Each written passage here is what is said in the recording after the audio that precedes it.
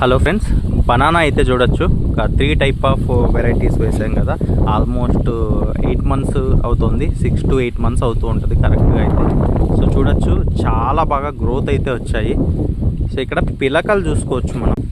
ఒక్కో చెట్టుకైతే దాదాపు 4-5 పిలకలు వచ్చేసాయి. ఇక్కడ ఒకటి, అటు సైడు మళ్ళీ కింద ఇక్కడ.